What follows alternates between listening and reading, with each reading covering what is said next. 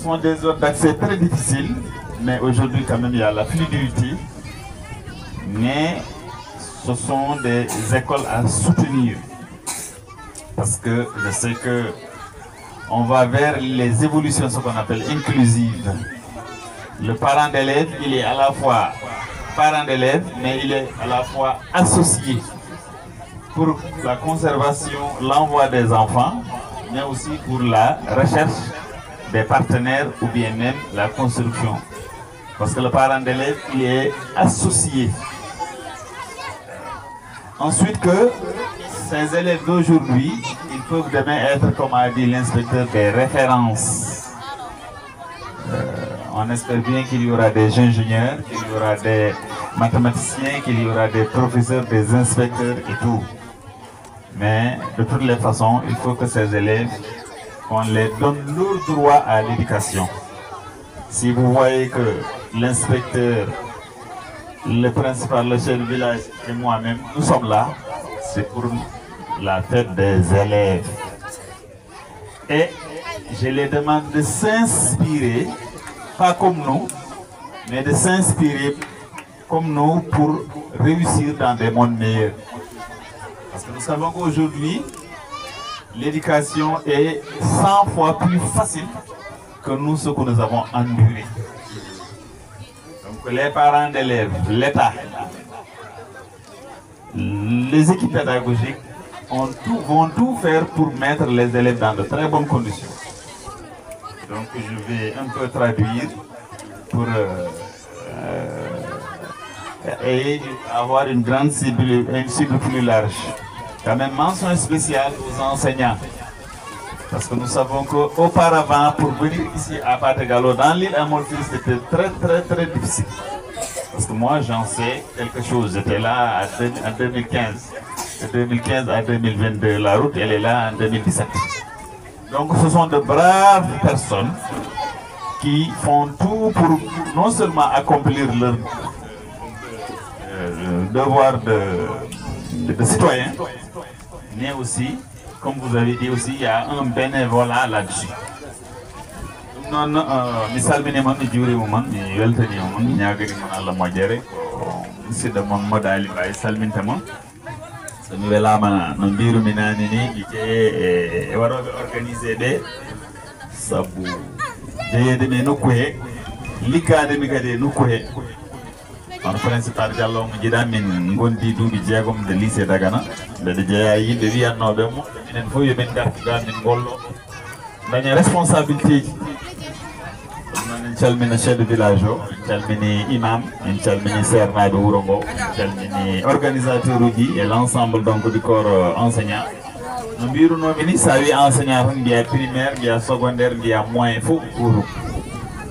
non en jetta Allah jetta inspecteur Jiggo ardemo ɗo hande lomtade monsieur Lief monsieur Ba e tengtinde tan onon élevaji tinoɗon ko dañƴon ko weeɗani nden sa nani collège tan ko Podor sa nani lycée ko Saint-Louis eyo hande noon Allah waɗi sa ƴetti oɗo axe joni umade tan demet jum ma taw hen collège aji ma taw hen lycée ji ma taw hen école aji primaire ɗum ko yettere Allah ewa mbeɗa jeeya noon e yimɓe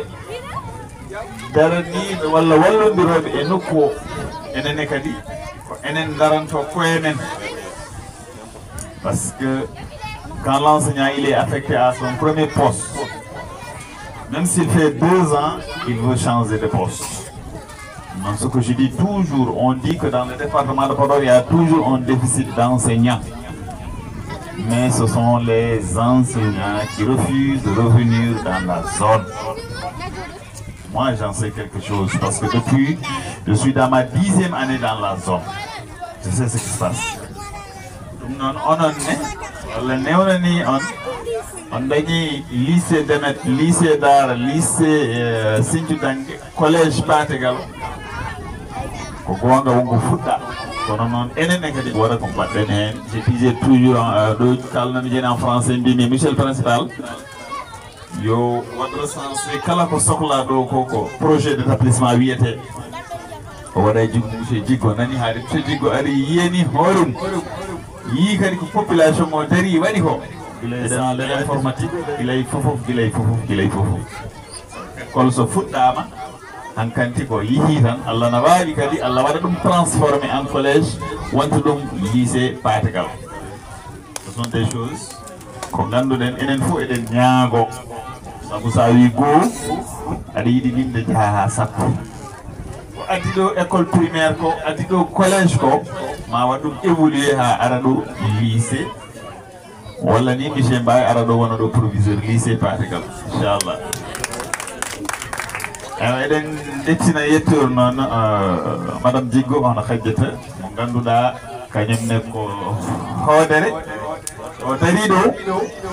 wonɗo yettini Pategal waɗi ɗum noon ko deux choses ɗo omo jeeya ɗo omo yiɗi ɗo kono kadi Allah walli ɗum kadi omo yiɗi ko waɗata ko ɗum ɗon noon no mbiyatmi ni référence oɗon jogui référence jangguinoɓe nanɗo liggoroɓe nanɗo ɗannotoɓe nanɗo ala fof ko yimɓeɓe mbaɗani e nder wuuro he par ce que sa yi Pategal yaade cela 20 ans e hande aɗa andi won ko wuuro ngo ɓusi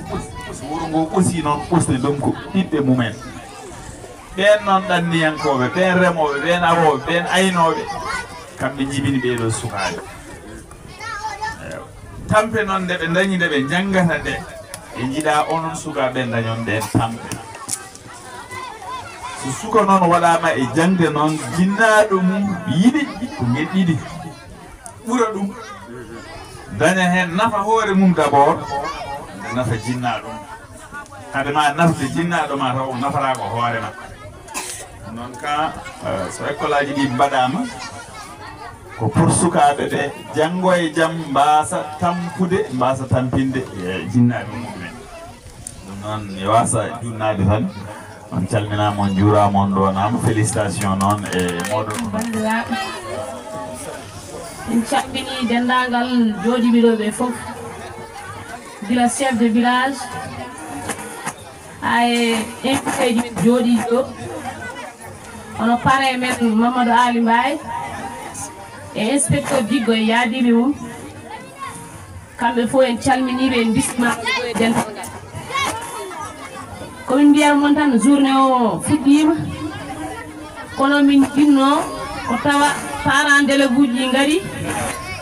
mamma délégué uji ngari sabu ko haalte ɗo ko hunde wande fayida ɗum ɗo noon moƴƴi ko yimɓeɓe keɗo nana ko haalte ko ketto foof tawa en naata e haqqillaji men enen noon Pategal ɗo eɗen gadori tan so tawi nde gar hen foskoran ko ma yimɓe gotto nde mawɓe ɓe fof jalta kono noon so tawino en jaltino ko adi ɗum kettiɗen ko haalte ɗo ko ma taw ne waɗi fayida ko wona ɗum ko bismade hoɓɓe men ɓe e wiide ɓe bisimilla mabɓe e nokku mabɓe ɗo ɗo ɓe gari ɗo koye wuuro mabɓe surtout pare men Mamadou Ali Mbaye ngal ɗo gueɗal ngal tottuɗa aɗa wowri ɗum ganduɗa ka acteur développement kala nde teddiniɗeɗa aɗa ara e teddugal manggal min jiiɗum amin gandi ɗum sa katante sukaɓe foof min beltanimama e parrain o ko wona ɗum ko élève aji ɗi kuccirte kaldete son jiyon mbiyama yon janggu ko jangde waɗi nafoore Pulaar wimen jangde ko famde suura heewa lammina ɗum ɗo noon tawde ko noon wayi so neɗɗo janngani fittani haydara minen ɓe hannde jooɗiɓe ɗo komin dañño hen seeɗa emin jinno ɓeydo kono hannde min mbawa kono komin mbasito noon ɓiɓɓe amen aroɓe ala ko wawi gaynude hannde so wona jangde sa janngani haydara wonani min dokka mon yeruji seeɗa hande so tawi élève aji nan ɗo ko museji meɗen dogata ne gadda ɗumen ne gafta ɗumen yo janggu ko wonde ɓiɓɓe wuuro men hande o ñalawma mo jaraɗen jiɗɗen ko janggo men garoyowo taw ko ɓiɓɓe wuuro men dari ina jangguina men ko kamɓe goni janguinoɓe men ko kamɓe goni doctoroɓe men taw kala ɗo jettiɗen ko kamɓe jiiɗen eɗen mbiya mention spéciale Abou Diaw mo ganduɗa ko ɓiɗɗo wuuro o ko jeeyaɗo e wuuro o hande kala élève suusa yeɓoyde télé ko waɗi ɗum o konko e katantagal makko e yiɗde sukaɓe gona yaade omo ɗum tottuno jangde men te pourtant mo wawno wiide ala fonantam so welama o haɗa miññugo en tan kono kala jibinande paaregal hande so ferti ite ɗum faye Abou Diaw ma hakkille mum miijo jangde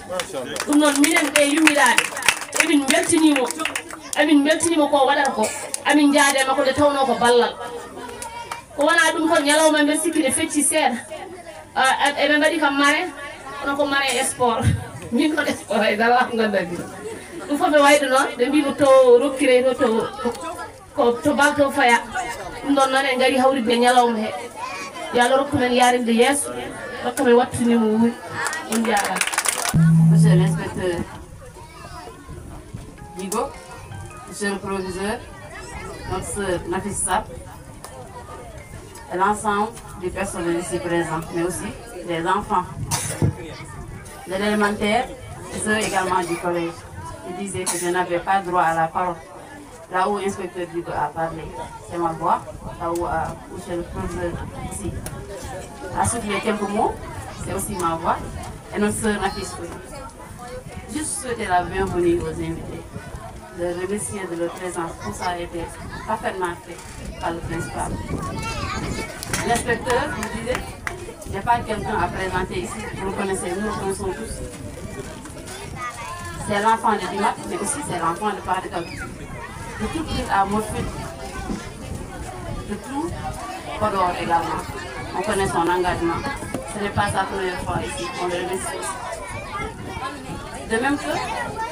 Monsieur Mbaye, des enfants des deux rives, Marseille et Paradal.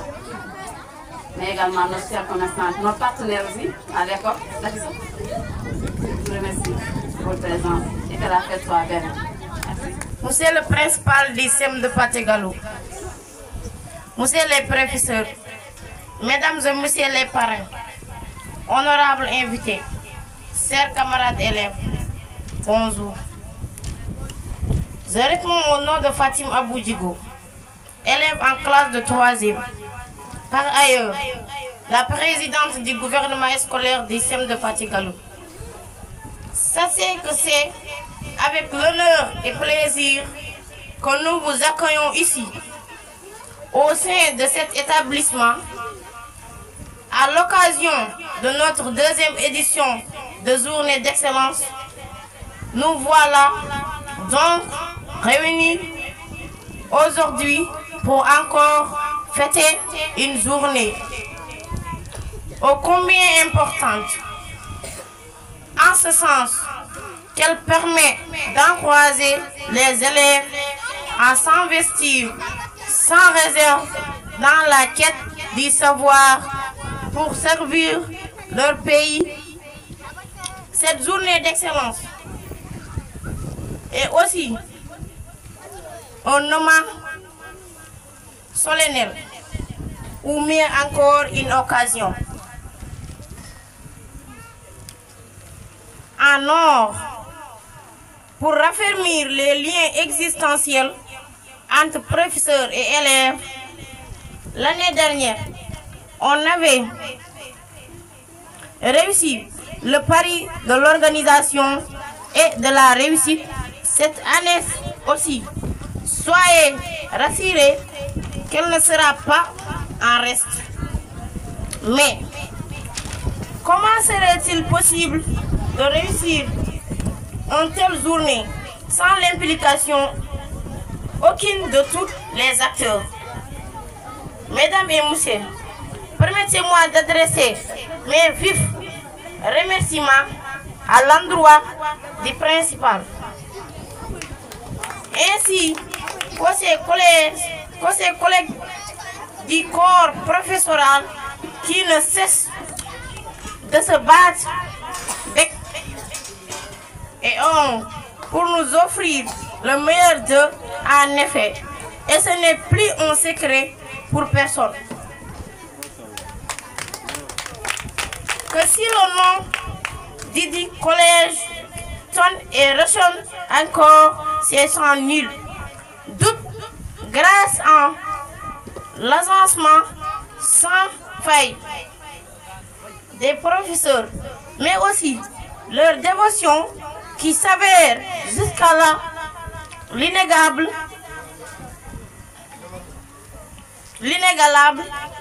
Ces professeurs, soyez en remercie.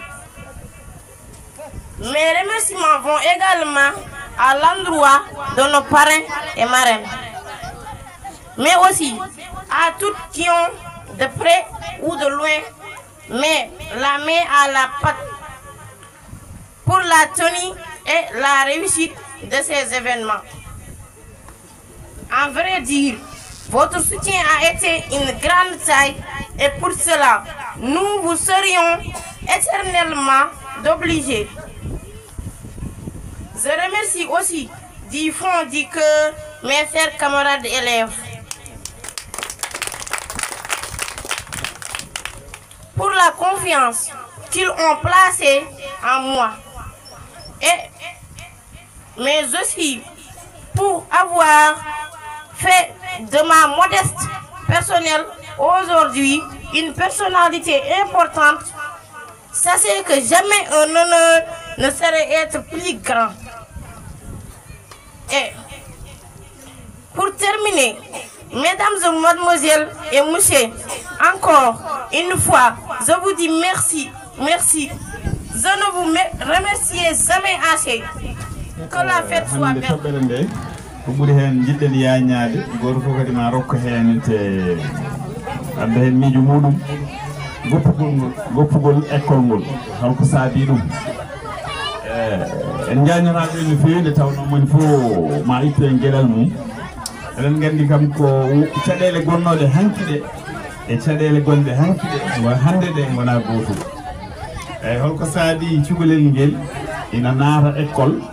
ha ɓooya e woppa ngadorin ɗon nden ko wiyede la scolarisation des filles joni noon c'est le maintien des filles walla le maintien des élèves wiyano ko yo en ballondir ha élève aji ɗi surtout rewɓe ɓe naata hande monsieur Diallo école aji zone Fouta o fof no diidori à 75% ko rewɓe joni noon holno mbatten monsieur l'inspecteur holno mbatten ha on non 75% naata gila primaire collège lycée université formation emploi ko ɗo woni ko yimɓe ɓe jiiɗi wadde hanki ko heewi e waɗoɓe abandon ko jaatiɗi a dañat entrée en 6e jaha Podor donka dañi jaari walla jaha Njum donka dañi jaari hande noon on a ce qu'on appelle avec inspecteur Djigo en ballodiri en ha en dañi ko wiyete collège de proximité kala wuro mango hande waɗi feere dañi collège muɗum ko cuɓiɗen hen tan holko tagi goppugol ngol ina hen ko cellal sukaɓe hewɓe hen ina dafe so dafama tawa safara o wona lebbi ɗiɗi wona balɗe tati walla tawa safara o kamɓe sukaɓe no wiireni jinne o añi hon ko école ɗum en jii ɗum ina hen ko dewle woni sukaɓe ko dewle so ndesama ina haɗa ɗumen janggude hayso mbiyata yo goppu nattat wadde ko wiyete productif ko wattat tardude so dañanno 15 fo watta dañde 10 so dañanno 10 fo watta dañde 5 walla goɗɗum watta tardude subaka watta so yeehi kadi samedi e dimanche fof tawa ina ɗem dewle ɗe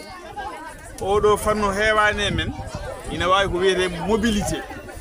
inspecteur na andi wona leyɗele wona nokkuji so école udditi waɗa saaha jangguinoɓe eggat so jangguinoɓe eggi jeehi jaaday sukaɓe mumen on phénomène kam ene famde men gayen eɗen gandi min on phénomène demet woni sukaɓe jinnaɓe mumen ko ñagoroɓe jaafa ɗon kam e terme o so gaare ɗannade jaaday sukaɓe jaada ɓiɓɓe mumen Nouakchott walla jaada ɓiɓɓe mumen Dakar ɓiɗɗo yaha won toon lebbi 3 walla lebbi 2 walla lebbi 4 arta kadi wiyana ɓamta école ɗum fof ko cause uji ganduɗa ko ina wawi woppinde école élève o wona hen ko sukaɓe yiɗoɓe haalis law ina kaɓɓa sarataji ne surtout guure baɗɗe dugge ɗe samedi so ari walla dimanche so ari walla lundi so ari jomum haɓɓa saret bawmi yaha ƴeewoy kalis oɗon gandi jangde kam ala ko yadata goɗɗum saka noon ƴewde haalis ɗum ko sukaɓe surtout suka worɓe ina hen ko liggeyaji koyno liggey waalo walla liggey jeeri walla mbiɗen ni je parle dans le sens large ko an gandi en ɗaftar ko yaaji ko tawa sukaɓe ko jinnawo men ko liggotoɓe e dawde guese en dawde aynoyde en walla wayloyde woni gueɗe ɗum ina saabi sukaɓe ina goppa ina hen noon beele tan goppa mbiya min mi welaka mi yiiɗa tan mi woppi tawa noon parent one kadi ina wawi hen wadde rôle ma en gaare solution ngaji keddiɗi ewa en itti so en gayni cause uji ɗi gayren e solution ngaji ɗi garen e conséquence uji ɗi so ɓiɗɗo o janggoyani holko ɗum arata e makko eɗen gandi kam a winani jangde ko famda suura heewa lammina eɗen gandi neɗɗo mo janggani e neɗɗo jangguɗo eɗen gandi wona gotum goo ko ɓuuri famdude ko hay sirru ma wawa moftande hoore ma allo sirru ma wawa moftande hoore ma nden de lettre uji bindete ɗe ganda sirruji mabɓe ina hen so cukalel ngel janggani woni hen ɗannoto tawa ina yara duuɓi sappo ma obligé ɗanne ɗum ko manquede to batte jinnama ɗum ko conséquence ko heddi ko garatan koye solution ngaji ɗi cukalel ngel so ngel jaɓoyani janggude walla so ngel janggani haɗi ngel janggude ko safara rafi so tawi ko rafi yo safroy inspecteur na andi principal na andi kono parent d'élève uji hewɓe ganda so ɓiɗɗo rafama tawi ko élève o warat école o ƴetta billet médical so ƴetti billet médical o yaha o safroyo so yontere so balle sappo so balle joyyi so liwu so hitande madama kayit makko o omo woppi ɗum ɗon ɗo école ɗo kayit o wonanimo garanti e wonde ko cafroyiɗo kono noon hewɓe hen so dafama goppat so ndesama goppat so woodi ko goni kadi goppat tawa solution ngaji ne goodi hayso jomum resama dañi ɓinguel arat waɗa inscrit o d' abord hikka janggani kono a arat école mbaɗa inscrire jogoɗa reçu ma jogoɗa certificat de ko wawi wonde fof suspension tawa indema nan ɗon jaaha cafroyɗa hisandi duuɓi ɗiɗi nde gartoyɗa fof ma taw ɗon inscription ma jokka min mbeɗa jogui ɗo ƴessuji jooɗima duuɓi ɗiɗi cellani cafroyi celli janggui dañi bakande nan mbaɗa université ji mumen woni probléme on noon ko jomum woppat tan waɗa abandon so dañi ɓinguel woppa waɗa abandon kono noon école aji ɗi ne mbaɗa accompagné yimɓeɓe mais parent d'élève uji ɗi surtout yoɓe gartu école he inscription ujunere inscription temedde jeetati tawa so ɓinguel ma aroyi janggo jaam ina wawi janggo donc il faut enen ganden ɗum ina woodi kadi ko wiyete suspension jodɗa ɗowne lebbi jeegom a janggani premier semestre mais sa artoyi sa janggi deuxiéme semestre o mbaɗerɗa évolué won koye deuxiéme semestre o wattake premier semestre deuxiéme semestre ɗum kadi ne moƴƴi onon gandon ɗum onon janggoɓe gandon ɗum wiide tan o waɗani concours an o woppi ala ko jangguɗa ko ɗum tan mbaɗata évolué ina woodi goɗɗum sukaɓe hewɓe so mbaɗi ko mbiyata ko redoublé calo janggude mbiya so ɓeyi jangguitungo sukaɓe a jangguitta sukaɓe kay a janggani a pasani kay fof jangguira e sukaɓe gona manggal sukaɓe woni hen noon mbima transfert monsieur Diallo ne andi minen so école udditi sa wiyama transfert tan tawa ko redoublant taw ko élève baɗɗo doublé ɗum ko haydara wadde doublé nde wonnanta jangde élève haydara wonde a waɗiri doublé daara moɗa daara ngara paragal walla a waɗiri doublé paragal tan jaa paya daara ɗum ko poli fuuɗi sa yima taw toon waɗɗori doublé ɗum ɗon wawa hadde élève o janngude solution goɗɗo on so élève o so tawi o jaɓani janngude école classique yo ya waɗoyo métier o janngoya électricité walla plomberie walla carrelage walla waɗoyo peinture mais joni woppa tan woppa ɗum moƴƴani ɗum ɗon ko way kono tawide hoore mum ni daɗede dal noon janggata campagne inspecteur Djiggo so haalanimon ɗo rewi ɗo tan hannde onon fof on goppat monsieur Diallo so haalanimon onon fof on goppat ɗum ɗon noon neɗɗo jangde nde koɗo wawi wonde fof ma tampa sa ɗiɗi kadi jangde nde waɗa barke a tampat parents ji ɗi ne muña ewa minen tawde min janggata nde nden école heewani mbiyata o ya ɗanno ƴewoya kalis jangde ala ko nafara mbiyeɗa ya woppu jangde a mawni bamma mawni yumma mawni mais a muñat ɗo musata ɗo ko ɗon muñata alhamdulillah rabbil alamina hay sa dañani ha wuuro bande ina ara e ma dokka ɗum feere naftoro ala ko ɓuuri welde chef d'établissement neɗɗo ara adda ɓiyum waɗa dokka ɗum jangga yaha daña ɗum ɗon ko ɗum dewal Allah ni eyyi ko dewal Allah manggal saabu ko gonmi demer ko paragal naɓe tawi kam toon calaga naɓe tawi kam toon doyel naɓe tawi kam toon minen fof min maslodira hande Allah rokka jomum hande ɗo gonmi calaga ɗo paragal naɓe gari janggi toon woni hen wonde toon Allah rokki ɗumen mbeɗa jogui ma on 30 élèves ina ummo doɗel ina garana jangga calaga tawa ko woppunoɓe ɗum ɗon fof ko solution ngaji sa ari a ñaaguima tan a holli needi tan ma wonko dokkaɗa eyyi ko heddi ko ko jinnaɓe ɓe yoɓe tinno cukalel ko cukalel tan anda ko nafara ɗum anda ko yiɗi e yite ngo ko weeɓi ko an noon jinnaɗo a janggi jangde ma yahani o nanima expérience ɓinguel ma noon force ɗum puntamo jeenamo kaɓa e makko sono wawi ni piyamo yo janggu so yontiɗo omo woppa gande ala ko mbawanɗa jomum noon an en tant que devoir parent d'élève jippimama garten noon e école aji ɗiɗo surtout étudiants ji et les anciens élèves on ndewi ɗo miñiraɓe mon nanɗo o jii monsieur Diaw wiya ko joguirango locol mum so hawre cukalel tan o fiyat onon fiyetede o ganda nafoore mum mais so jeeyi ha on mawnoyi ɗo joni cikkoro ko neɗɗo fof jaw ɓuuri mon añde mais so jeeyi ha on mawnoyi mbiyeton ko neɗɗo fof jaw ɓuuri mon yidde par ce que so on janggi on nafi on nafarama hoore makko nafaron ko jinnaɓe makko école o noon enen foof mbaɗen hen juuɗe men ko école men kala jannguɗo hen so ina jogui jawdi mum so ina jogui feere mum so jogui expérience mum fo waɗa hen bale ma en jangge juuɗe men bale ma en ɓamtu nokkuji men ewa mi gaynira ɗo noon kala neɗɗo ɗo jiiɗa o waɗi réussir omo jogui référence ewa référence wona mbiru wona joueur wona politicien wona musicien ala kala ko jiiɗa ganduɗa oɗo waɗi réussir an aɗa wawi wadde copier e makko daña ko dañi ko walla Allah rokkuma ko ɓuuri ko dañi ko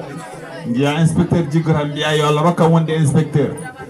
ñaago yo Allah rokkuma wonde ko ɓuuri inspecteur kono noon il faut mettre les moyens et le temps janga muña toujours min mbiyen mon tan ko muñal sa muñani fulɓe mbi so muñani ƴeewo julɓe so muñani cuurki dañata julɓe so muusi tan goppa a dañata kala mo nan toon hande ɗo waɗɓe réussir e aduna ɗe wonɗo ɓe ndewi ɗo noon ko muñati e parent d'élève uji ɗi noon ne jogui hen responsabilité mawɗo wona ɓiye ari woppi tan woppi ala a rewinto ha ganda holko tagi an woppa surtout noon sukaɓe rafeteɓe ɓe e surtout sukaɓe reseteɓe ɓe en mbiyata cukalel hoto resa hay goto wiyata hoto neɗɗo resa mais so resama yo toppi so rafama yo safre eyo ɗum ne ma giɗu mum aroy hen ɗum noon Allah jarama on jarama salminimon mi juurimon weltanimon ñaguinimon Allah haala ko Mamadou Ali Mbaye haali ka ɗo ka leeri kadi ko ɓeydima rokkude men haqqilantagal e jamaragal kadi ƴettude micro o kadi mbawen haalde yimɓeɓe par ce que haala ka haali ka ummi koye gayde kisni eyyi alhamdoulillahi rabbil alamina Allah min sukaɓe ɓe gonɗuɓe ɗon e école min jawodirani rowane ɓe gari am ɓe mbiya men min mbaɗi pareji amen min mbaɗi commissaire Anne min mbaɗi madame Djib min mbaɗi min jii hen nafoore min jii hen fayidagal manggal jiitimi hen waram population o yiiti hoore mum saabu kala ɗo jaami hay Louga mi yeehi Louga Allah ina seedimi seeni Allah yimɓe mbiyata ko an ɗinna nder haala paregal affaire mon weeli waɗi fayida balɗe ñandene min joddi kamɓe sukaɓe ɓe gani aɓe mbi minen noon amin ƴiya pareji minen noon woni hakkille amen ko inspecteur Djiggo woni hakkille amen ko Mamadou Ali Mbaye e madame Sall ennaka Nafisa e Iɓoɗe mbiɓe noon alhamdoulillahi rabbil alamin Allah ils sont là ils peuvent me témoigner parce que j'ai dit voilà encore une fois des références. Si vous en aviez eu l'année dernière, voilà encore quelques filles. Voilà, parce que moi, on paraît, c'est pas quelqu'un qui va venir me donner des millions ou bien des 300 000 ou bien des 400 000. Moi, on paraît modèle. Comme inspecteur Djiggo, comme commissaire Anne, comme Nafisa, ou bien comme madame Djiggo, comme Mamadou Ali Mbaye. C'est des gens de modèles. Qu'on dit dans le monde, on a Kalis, qu'on dit taw suko gorko ɓingel ngel ma ngel sa biir ma haadna maggel mbiyatama koye wano no kaari wayni wan inspecteur di wayni mbaɗa wan commissaire an wayni walla mbaɗa madame Djiggo wayni walla mbaɗa mawɓe Ali Bakir par ce que ko hunde wanda fayida ɗum noon mi yetti Allah mi yettimi hen no fewi e choix o pour les parrains. Bon, juste pour aborder le thème l'abandon un thème récurrent à l'école. Alhamdulillah, je suis bien placé pour en parler. Je suis bien placé pour en parler parce que je suis à ma 10e année comme principal au CM de Pas-de-Calais. Donc je parle en conscience de cause. La population de Pas-de-Calais, elle est déterminée, elle est engagée. Elle est déterminée, elle est engagée. Et je suis sûr et certain, moi, mbeɗa wawi wallude koɓe ngalaɓe mi wanna ɗum min par ce que min ɓe banni kam ɗum min yii ɗum par ce que sa ummima e ladde a ari e wuuro a tawi classe o école o teɗe vierge hay darla hen a yi population balle kam ɓe manima 2 salles de classe mais hono ɓe dañi kalis o mais koye doole maɓɓe ɓe kadi koye maɓɓe ɓe guese maɓɓe ɓe jeeyi damiri maɓɓe ɓe mbaɗe école o ɗum noon min ngal bangal min mbeɗa yetta Allah mi yettat guel ɗimin ngel mi haali mbi mi ala bureau min biran ko kiɗo lekki somi ari tan mi wona kiɗo lekki somi woni nder 2 3 min ala wonam hay bureau mi ala pour wadde école ɓe mbiyatma tan bureau ɓe ngari ɓe kubisima une 4e salle de classe mais mbeɗa ñaagi Allah kadi yo Allah waɗu ɓe ballami ha ɗum gasa temo ko abandon école o ɗum mbeɗa andi nan ɗo e Pas-de-Calais kadi mbeɗa andi population. C'est une population fortement qui a une influence religieuse. Parce que ça a eu une fortune de inscription. Ça a eu une so ma rawe jangu so ɗum wawa yo woppu min hoora mi principal o haɗo joni inscription ngaji nan ɗo école heɓe respecté gueɗe hebde par ce que mbeɗa andi yummum mbeɗa andi bamum kono wonno mbiyam ɗum mum wonda wiyanma so wawi yo jangu so wawa yo min andi mbeɗa ɗum chaque année fodde 10 walla 20 inscription heɓata mbeɗa andi nan ɗo mbeɗa ƴeewa gueɗel ɗimel ngel ko sukaɓe rewɓe kala élève mo jimi ɗo une bonne élève mbimi ala fen nanata ɗo ko resama pour vous en faire preuve oɗo mois de décembre tawtude somi haali kamɓe sukaɓe maɓe gandu il y a un parent d'élève qui m'a appelé à Gamaji pendant les fêtes de Noël pour me dire que ɓiyum nan ya ɓe anda ɗo e gawde booɓe mi anda ko gawde ga e gawdi goto mi anda o ɗum ina jaa toon ina won balite de mariage mais ndege parent wonno ko funde kanko ɓitta mo ino o resitti ko toon bo mi somi ɗo en tant que principal so welama somi yii Fatim o no falim jogumi namino mi yii kam goɗɗo ɗum ay poɗɗum plainte ɗum poɗɗum plainte tan natat ɗum noon kamɓe parent d'élève ɗi sukaɓe rewɓe surtout sukaɓe rewɓe yoɓe gaccuɓe école te c'est de très bons élèves très bons élèves elle est pratiquement féminine parce qu'à 95% de la classe ce sont des filles et puis c'est des filles qui excellent. Pourquoi se précipiter pour leur donner en mariage comme ça ɗum jogui ɓiya debbo ne jangga jahani ko boni waɗani ko boni gorko asi wiiɗi ɗum wiiɗi mais alhamdulillah mbiyam ɓe ɗiɗi mbiyam rese kono oɗo saaha mbeɗa ñaguima yaha ɓoy seeɗa gacca haade bac so dañi bac adi wawi rendude wonɗum gacca ɗum siɗi yore kono baɗo 3e walla baɗo 4e sa resi ɗum tene woni une bonne élève mbiɗa koye janggo ɗum bon te a ganda hen haydara ɗum noon mbeɗa ñaagi population ngal banggal kadi yo mballu école o mballa ni principal o woni gueɗe fewani sukaɓe rewɓe ɓe goppaɗe ɓe desnoon en mariage min principal so welama mbiɗa andi waɗi hen probléme kono won gueɗe jarani te wiye kaari waɗni ɗum taw ene jarani ɗum noon balliren hen yoɓe gacc sukaɓe ɓe jangga taw ɗum woni nafoore ɓe tittonde so wi abandon scolaire ko saɗede mawde te wona paate gallo ton ene heewi e Fouta noon ene yaaji e Fouta reedu Fouta sa mama artuɗo e paate gallo sa ari ɗo e nokkuji men jeerɗi cukalel dalat école auditeur sukaɓe gara heew so ndungu waɗi kamɓe fof eɓe jaaha eɓe ndewe nayyi eɓe ndewe jawdi ɗum ko transhumance won toon probléme oɗo sa yii toon école aji hay goto tawata toon école bannoɗo ouverture fodde 50 élèves watdirta e 20 élèves wonno kamen fof jadata ke nayyi nawata ke bamumen ɗo nokkuji men ɗi noon en jeeya e ko oppinata sukaɓe école surtout hande on kaali ɗum joni ɓuuri hewde école aji men surtout collège et lycée c'est la population féminine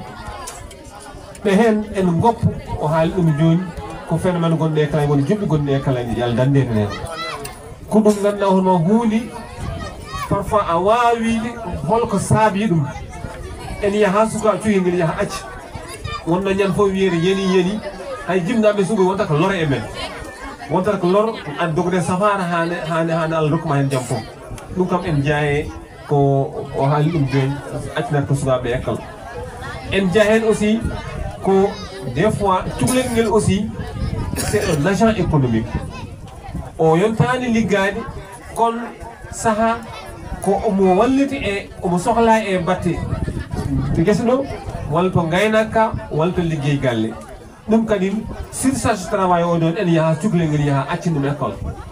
alhamdulillah nden wonno saɗede en ko dañde wiyete ko des collèges de proximité ha daña jaatiga o haalnimi joni wallahi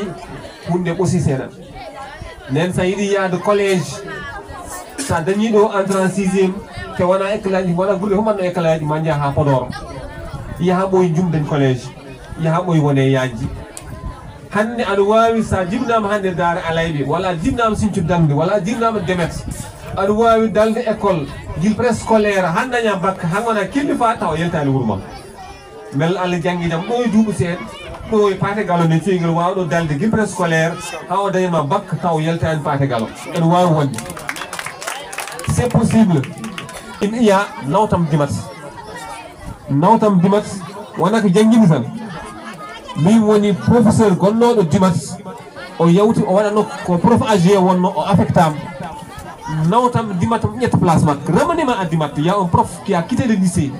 qui est prof d'AG elle est affectée moi je suis prof d'AG c'est seulement pour enseigner amanima à dimat o wi kam o liam m'affecte à dimat comme professeur d'AG en 2017 je tourne encore dimat et une annexe je dis que ça va il faut que ça on dépasse ça 2018 noddim parents ñi fof noddim kadi Bocar ne taw alternat min señilamo kanko o addam collège comme principal non comme surveillant général collège et lycée o e annexe o gonno e enceinte goto o wi en gari ɗo Allah waɗi ara ka professeur hande min comme surveillant général won kaccen projet men o minen goppata oɗo mbatten enen wat jungue poos mbaɗen projet o min je veux un projet de 4 salles d'abord yante salle uji dañi ni won 8 salles no won 10 salles min ni 6 salles o wi en ngala haydar min ko Allah jogi décembre bi noddim parents ji min mamin ɗum ɗo min mbaɗat hen parents fof noon e wonde ko addi min mam interfam ñet délégation mi yaha ko Saint-Louis to inspecteur d'académie nen ko Boubacar Ba wonno non Boubacar Sow min nandiri min banen projet 4 salles kon hay mbud min ngala non min gen délégué etim imam etim chef de village etim président CGE min gendar min lu autre min gendar nous partons à Saint-Louis pour convaincre l'IA que Dimat peut être érigé en lycée et pour cela nous allons construire nous-mêmes 4 salles. À l'époque on avait 0 francs. Je présente les plans à l'IA. Je suis professeur du lycée de Dimat. Dimat est une annexe. Moi je dépends du professeur de Chili et du censeur de Chili. La plupart des profs quittent Chili pour assurer les compléments horaires. Et chaque année, nous mobilisons 600 000 francs pour assurer le transport des professeurs. Je vous garantis que je vais mettre 4 salles durant l'année scolaire. Une seule chose, ma seule demande, c'est que Dimat soit érigé en lycée. Parce que, il me dit pourquoi. J'ai dit que Tito Mondé, on est confronté à un abandon massif de nos élèves qui réussissent. Et nous voulons que ces élèves restent à l'école. Leur place, ce n'est pas dans la rue, c'est l'école. Pourquoi ils insistent à abandon? Et nous avons une école. Nous avons un centre de métier, nous avons un centre de formation qui est école. Nous avons un mimi ya dum mbadar min mbadar ko sugabe accobe sama boni min ngala njaati wala yaadu tampini bel min dañ au lycée be kedodo on holko badon propose mais je propose de construire 4 salles on kam qui me construire 4 salles je te garantis que Dimat un arrêté sera érigé en lycée en 2018-2019 min il y a parole donnée min buti anani futankobe en mawni en jiɗa en tini koye men mim aha en dañi lycée à condition noon ma hen 4 saluji nayyi hande min mbaɗ mobiliser population dimaroise o min mbaɗ mobiliser diaspora o ɗum fof ko hande nden peeje tan min puɗɗi fawde hayre le 10 février min din fondation 4 salles des salles de 9 sur 7 qui respectent les normes et standards du ministère avec électricité et tout des rampes et tout 4 salles. J'ai réussi à mobiliser 14 millions cash de francs CFA.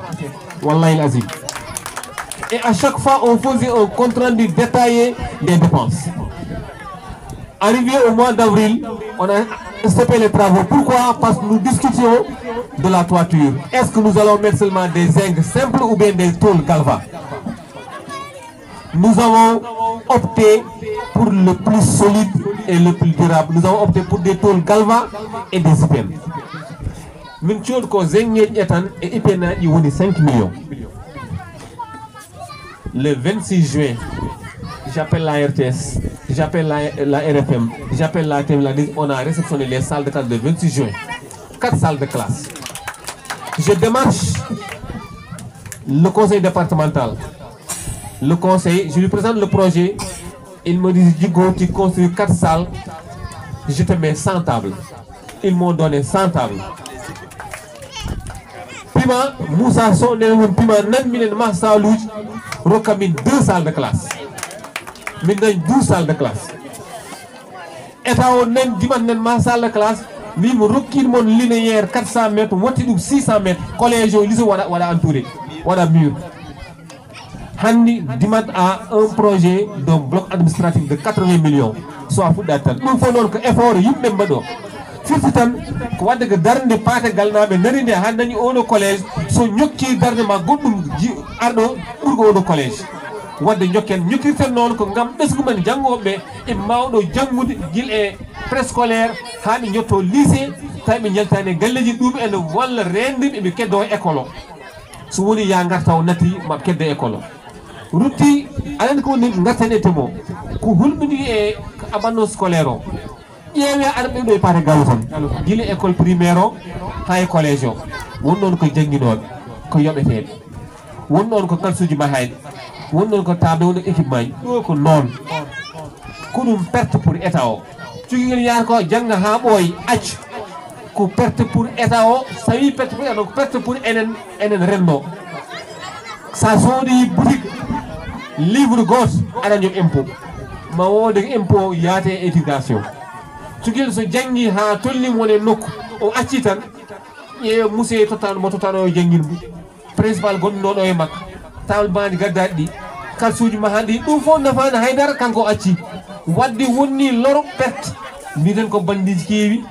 wal agresseur kewi ko nano école ko ri jangude ngone beddaji dum wadde emen gonti emen loro en sunni be nangano me école be goppano wasa e dani ko goddum tawana wonde agresseur wala don goddum wadde enen fo intérêt men ko wallir hono monsieur Diaw wadat ni ko wallirte e sukabe yo tinne e jangdine tinnade e jangdine non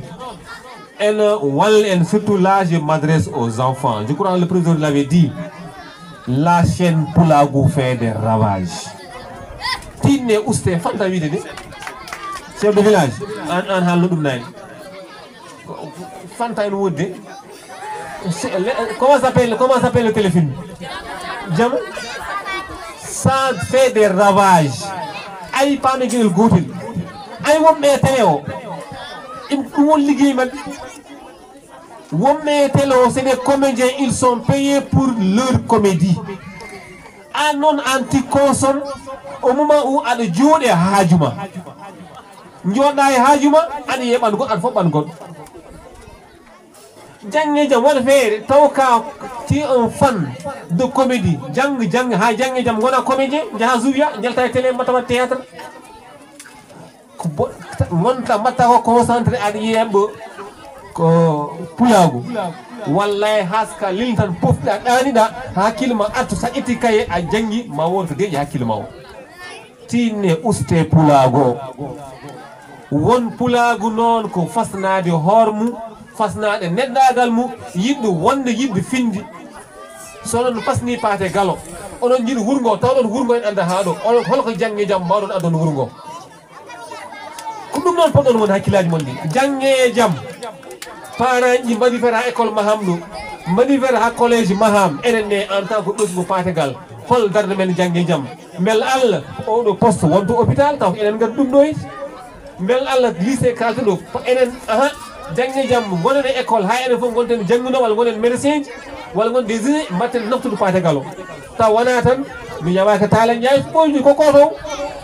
garda ko koto ay garda ko koto jangunobe be do jangunobe njaagdo ils sont appelés un jour à rentrer c'est tout à fait normal a hali dum nani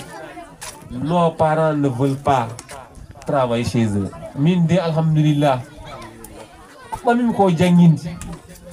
ha ngonim ko hande mi fera yaltul Podor jamais j'ai fait seulement 4 ans à Leboudou c'est à 15 km de Dimat de chez moi. À part ça, j'ai enseigné le primaire à Dimat. J'ai surveillé à Dimat. J'ai créé une seconde école élémentaire à Dimat. J'ai enseigné comme prof de collège à Dimat. J'ai enseigné comme prof de lycée à Dimat. J'ai été censeur à Dimat. Holko boni ni? Kayda bat. Waddi collège men jangino mais hulbi nek sa accido voilà sa accido sugaani paatigal andanga paatigal na a jangana yi Dimat boy ma atto paatigal nam cugur tan arto wota wona koosal artata men fa 10 men fa 50 do woto koosi ngartu do yo sagata be ngartu jangino do hande ka nañimi koko do e polo men do gad servire nokkam sen darna ko nokkuji men ni holdana don nokkuji men ni men jangino affecta on affecté c'est normal. Ces enseignants là tôt ou tard ils vont quitter ce travail, ils vont rentrer chez eux nen fo jibir ummi tine non hande onon suka rewmi on yi odo bandira debbo gon do ko jangino école hono jibina pategal tino o jangi orande hodo ummi wona hay gal ceerno ummi hono rewdo ko do tolli don sa yimine madum cité wona won dum do yet ƴeewe e makko oɗo de ko ɓiɗɗi debbo ɗo jibnande paate galo ko ɗo ɓufta he maayo manggo ɗo mawni ɗo yahanno guesa ɗo tenanno hande jangi haɗen naftu nokku mum o jangde ɗo e paate galo tan ko dañi ko onon mbaw dañi ko ɓurɗum heddono il faut croire en soi-même. Croyez en vous. Vous pouvez devenir n'importe qui dans ce pays-là. Ce pays-là vous appartient. Vous avez une partition à jouer. Sa jangani goddo lamama. Sa jangani goddo janganama. Sa jangani goddo saframa. Sa jangani goddo bilanma. Sa jangani goddo funtuma hontuma naftroma dasma. Wona rifti. Tinen façon en koymen jiden koymen jiden nokko won yidi dokku nokku mu non ko daranaade nokku mu hande tolni non ke jangudu. La seule chose qu'on vous demande c'est d'étudier, pas plus. Uniquement étudier. Et aujourd'hui vous avez la chance. Le savoir est démocratisé. On ne veut pas. Tous les élèves aujourd'hui du collège ont ça. On doit aller jangé hen. Sawelam moƴƴa hen, sawelam bona hen. Portable bona hen. Comme ko kuutur flo hada ko jidda ko portable fo non kala ko ɓurɗo waɗa hutorade portable ɗum o tottatma taw ko vidéo tan jinda ngamiri sa wi no adama vidéo ngamiri taw jinda ko kewɗa yato e papa Google sa kala ka namniɗa mo jaabi gandal sarim gandal hande hoyɓi gandal weeɓi vos portables là si vous avez une connexion c'est vrai allez dans Snapchat, faites du WhatsApp, faites du Facebook, mais consacrez au moins 60% de votre crédit à la recherche dans Google. On bannit une leçon d'AG. Titre leçon, écrivez le titre sur Google, sur une page. Vous cliquez, vous aurez des tonnes d'informations sur cette leçon-là. Avant une leçon en SVT, le titre de la leçon, tape ça sur Google, tu auras une masse critique d'informations. Handi jangino et jangin tien fof. Ça y jangino, moi j'ai enseigné au lycée Kennedy en stage à Dakar, lycée Kennedy. Ay sa faut dim tem gos suga benen yesma. Ça woni professeur jangin Dakar. Adama Daoud Agnoros ay hablo. Wono les enfants, ils sont un cœur du savoir. Pourtant handi no mon goto nendo. Matay ɓurɗu men ko taliji e kuɓeji mawɗi kono hande Google oɗo mon fof en jogui hen tinne mbatten hakkille koye men jiɗen nokko daranɗen koye men. Vous êtes l'avenir du Sénégal. Gande noon alluwal ngal kangol gotal ay sono janggani sincinajo nen jangga sono janggani ɓuuri won mbaɗa demenajo daranajo nen jangga jangge jam so yi concours jangguno yawtat. Ces jours-ci, j'avais convoyé une fille qui faisait la seconde au lycée de Dimat. Elle me dit, tu sais ce qui me déplace? Je veux faire tout pour avoir une pièce d'identité. Elle fait la seconde. Je veux avoir une pièce d'identité parce que mon ambition c'est quoi? J'ai remarqué que tous les enfants de mon papa ont abandonné. Tous les enfants de mon papa ont échoué. Je suis la seule en tant que fille qui reste. Ce que je veux avoir ma pièce d'identité, je ferai tout pour être entrée une fois le bac. Elle me dit, je veux faire l'armée. Wallahi l'azim. Une fille qui a 16 ans, qui déjà a un plan de carrière. Elle fait la seconde, ça y est, tu trouves, pas la seconde. Oui, quand on a un militaire. Mais elle a une bonne moyenne actuellement en seconde. Oui, moi je veux être militaire, je veux honorer mon parent. Babam Jiminide, Konsuga Babam Fof Pehen Nesam, Minbot Hidi, Kosung Dab, Wallahi Lazim. Nadim Kandar de Cardante, Sunuk Sagam non, Sumi Ha terminal, Jang Jam formation militaire, Tidin Babam, Tidin Nenam, Wallahi Lazim. Une jeune, Yao Umbek Dimas, Nay Hormu tribunal, et tout Hormu Cardante. 8 ans, Wodan Noni, Kon Han Savi, Maya, no Yum, we are Mahol Yarem. Hol mi hol du so kam neɗɗo noon kalɗo ko kollirɗa ko no jagguirɗa noon tan. Elle est venue 8 heures, elle trouve un agent au tribunal. On dit que Narta ou une une copie littérale parce que j'ai un jugement. Sur place, même pas 10 minutes, on a une copie. On dit dimat, mais ñetti dimat, tamé ngone tourner examen blanc. On dit comme papa mi il est 10 heures. Je vais poser mon sac, aller au lycée faire mon cours. Wallahi azim. Elle avait un billet de sortie pour ça. On dit école. on dawno Podor o arti hadi 10 heures o yimo yettimi de kono jottak men ya école me di cours moɗe couram. Voilà une fille moi que j'estime beaucoup, une jeune fille andi ngal ɗo neɗɗagal billahi haydara ɓurda ɗon ko neɗɗo kono yimɓe o ñamata on ñamata o yarata on jara o ɗanata on ɗanata. Wadde noon mbatte hakkille e koye mon ko onon goni jangge Patagalo ko onon goni janggo Sénégal. Wadde ko président fonno ko haalede e tomi fo haalam ɗum tan jiɗnomi wiɗon kono parent ɗiɗi enen ne tinne ballodiri no sukaɓeɓe en ngala ko wona ɓesgu men. En mbi neɗɗo ko duwaw goto heewi musique bandiraɗo debbo haali ɗum nani ko neɗɗo tan heewi ñaga duwaw goto duuɗa bel alde ɓuuma ɓihma ɓurma e moƴƴere kala saɗede jiiɗa e aduna ma bel Allah ɓiima wasa yinde en tawi ɗum noon waɗi jinnaɓe aduna no école o bel Allah ɗe janggon hole mon gañƴi jangge jaam wiye nawi bammu makka walla nawi jinnaɗo mo makka hole mon gañƴi jangge jaam wiye mahni jinnaɗo mo huɓeere walla fewndi galle mum hole mon gañƴi jangge jaam wiyede o ko médecin ingénieur ene originaire de Patagalo oɗo c'est le premier ministre il est originaire de Patagalo wallahi ene wawi wonde aha Allah rokat arsugo noon kono yo tawde a jaɓa darede nangue e noon ɗum noon courage jeune fille et jeune garçon, vous avez la chance d'être chez vous. Vous avez une chance unique que le proviseur n'a pas eu, que Madame Digo n'a pas eu, que vos professeurs qui sont là n'ont pas eu. Cette chance-là, c'est l'encadrement de proximité. Cette chance-là, c'est d'évoluer dans l'environnement familial. Cette chance-là, c'est à chaque jour de passer la nuit chez vous, d'être au côté de vos proches, au côté de vos soutiens. Donc la seule chose, la seule récompense que les parents attendent de vous, c'est votre travail à l'école. Vous êtes notre fierté, vous êtes notre avenir. Nous croyons en vous, nous espérons croire en vous encore. Et l'honneur, le seul honneur